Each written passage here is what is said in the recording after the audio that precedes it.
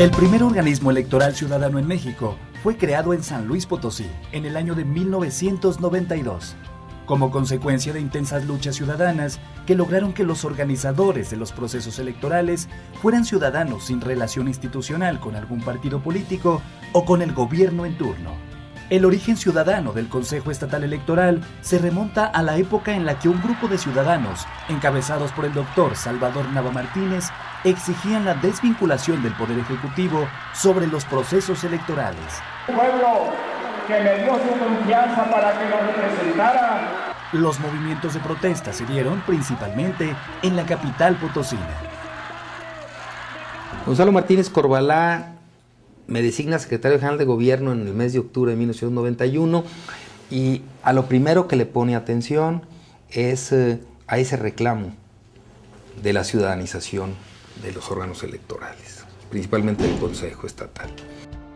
Es así que durante la década de los 80s y la primera mitad de los 90s, los procesos electorales en San Luis Potosí fueron sinónimo de enfrentamiento entre grupos políticos antagónicos como resultado de la desconfianza que los opositores al partido en el poder manifestaban hacia la organización en las elecciones.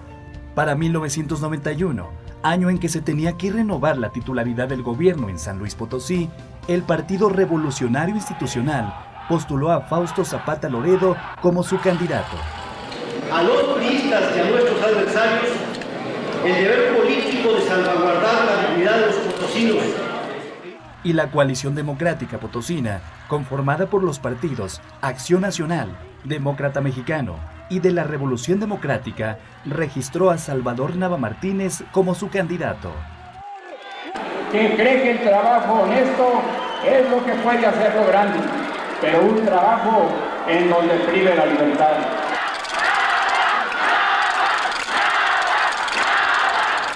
Y evidentemente surge en el estado de San Luis Potosí un movimiento ciudadano muy vigoroso, encabezado por el doctor Salvador Nava Martínez, quien tenía como planteamiento central la ciudadanización de los organismos electorales a efecto de poder alcanzar elecciones que fueran imparciales y equitativas.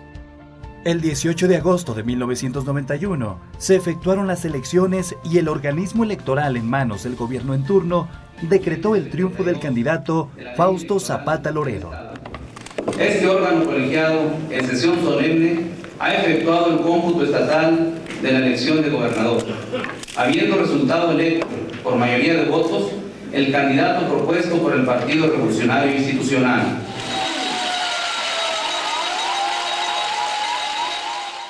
Sin embargo, los partidarios de la Coalición Democrática Potosina no reconocieron el triunfo electoral. Y estoy convencido de ese fraude, quizá el más grande que se ha hecho frente a este noble y bondadoso pueblo de San Luis Potosí. E iniciaron actos de protesta con el argumento de fraude electoral, realizando la denominada Marcha de la Dignidad. Que nos marchamos a México para protestar por esa injusticia y para darlo a conocer públicamente en toda la República. Porque él era un humanista. Él pensaba que los ciudadanos tenían que intervenir tanto en sus autoridades, en el ejercicio, como en el ejercicio de autoridad. Y al mismo tiempo en pensar encontrar un camino para la democracia, ¿no? Ante este escenario, la exigencia del navismo fue la ciudadanización de los organismos electorales como primer paso para hacer realidad el ejercicio democrático. Cada ciudadano es un voto. La ciudadanización ya la estaba en los procesos electorales, le estaban luchando desde hacía mucho por conseguirlos, ¿no? Cuando vieron que no era posible, que no era verdadero, que el padrón electoral no era, que el presidente del Consejo Electoral era nombrado por las mismas autoridades, ¿verdad? Entonces él dijo, no nos vamos por allí, vamos a hacer una protesta ciudadana.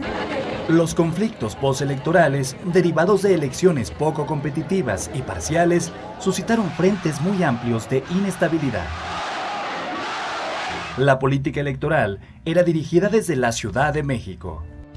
Hubo muchos cambios aquí en San Luis por las luchas políticas, entraron gobernadores continuamente y en el momento en que estaba el licenciado Teófilo Torres Corzo, se le planteó a él la necesidad del cambio. El secretario general del gobierno, el licenciado Gustavo Barrera, y dijeron, no podemos hacer nada si México no autoriza. Después de la muerte del doctor Salvador Nava, la señora Concepción Calvillo participó como candidata y decidió reiniciar la lucha. Acompañada por varios ciudadanos, continuó la caminata a México, que se había iniciado varios años atrás, con la intención de presentarse en la Secretaría de Gobernación. El 31 de agosto de 1992, llegaron a México y acamparon junto al Auditorio Nacional. Ahí recibieron la noticia de que el subsecretario de Gobernación, Arturo Núñez, los recibiría para escuchar sus propuestas. El planteamiento era muy sencillo. El principalísimo era el presidente del Consejo, no debía ser el secretario general de Gobierno, y que el Consejo se integrara por un grupo colegiado de ciudadanos independientes que no pertenecieran a ningún partido para que fuera limpio, por decirlo, limpio de sospechas.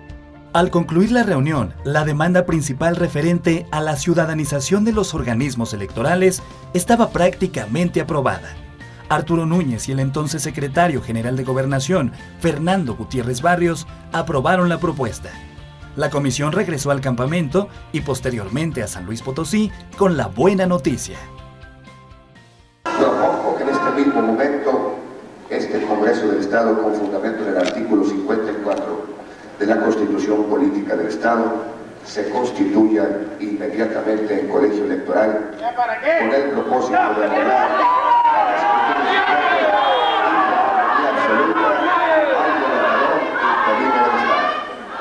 En ese momento el Consejo Estatal Electoral se convierte en ciudadano al 100%. El presidente y todos sus miembros no tienen ninguna relación con el gobierno, ninguna relación con los partidos ni con los políticos, ni tienen más interés que el llevar adelante una elección limpia y transparente. Se cierra un ciclo en la vida política de San Luis Potosí y se inaugura un nuevo ciclo auxiliado por las reformas electorales que permitieron la ciudadanización del organismo y por lo tanto la recuperación de la confianza en los procesos electorales.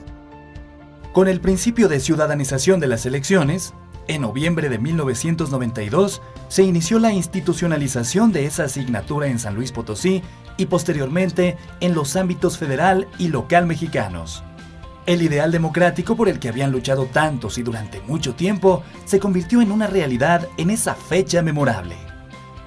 Entonces, finalmente entra un consejero ciudadano, presidente del Consejo Estatal Electoral. A mí me correspondió entregar la presidencia a Luis García Julián como consejero ciudadano. Ese 22 de noviembre de 1992, yo creo que va a quedar en el recuerdo y en la historia de cada uno de nosotros. De repente, sin conocer nada de derecho electoral, sin conocer cómo se manejaba una elección, nos encontramos con un paquete en las manos. Tuvimos que empezar de cero. La imparcialidad y la independencia. Esos dos son requisitos que la sociedad requiere de los organismos electorales. Si estos dos, si cualquiera de estos dos principios, que inclusive son principios rectores constitucionales de la materia electoral, fallan de alguna manera, el organismo electoral se vuelve vulnerable. En San Luis Potosí se requiere de una reingeniería electoral. ¿Y a qué me refiero? Que no solamente el Consejo, sino también el Tribunal Electoral. Tiene que ser integral. La actuación del Consejo no se puede limitar nada más a la organización y al conteo de votos. Por eso requerimos de la suma de las voluntades y de que todos se involucren en qué tipo de consejos queremos. En el presente 2013, se discute la desaparición de los organismos electorales estatales a cambio de una autoridad electoral de carácter nacional. ¿Qué es lo que está detrás de la idea de crear un Instituto Nacional Electoral? Lo que hay es un diagnóstico compartido en las oposiciones, que ahora se llaman Acción Nacional y PRD, de que los institutos electorales estatales han sido tomados, capturados por los gobernadores y los partidos políticos. Legisladores federales y partidos políticos discuten las ventajas y desventajas de este posible cambio en el sistema electoral mexicano. Yo insisto, hay que hacerle preguntas a esta idea y esperar respuestas. Y los que quieren responder son los que traen esta idea. Problemas que va a haber que discutir y resolver. A ver, si nos vamos a un Instituto Nacional Electoral, ¿quién va a pagar las elecciones? ¿El presupuesto estatal, las elecciones locales o el presupuesto federal? ¿Cómo va a ser la escalera impugnativa? Si ya no va a haber tribunales locales, entonces todo se va a resolver en las salas regionales y en la sala superior. ¿Van a alcanzar las 5 salas? ¿Cómo se va a hacer la fiscalización del gasto de los partidos? En lo personal, creo que sigue habiendo más riesgos que ventajas en la creación de un Instituto Nacional de Elecciones. No se me escapan las virtudes que puede tener, pero creo que va a ser una centralización que va a terminar atentando contra la propia institución. Porque cuando se roben la primera urna en el municipio donde ustedes quieran, entonces van a decir, ahí está su Instituto Nacional de Elecciones, ya están ahora de nuevo robando las urnas. Y todos los conflictos que haya se van a convertir en conflictos nacionales. Y no creo que sea sano para la democracia, para el sistema electoral, llevarse a la Ciudad de México todos los conflictos.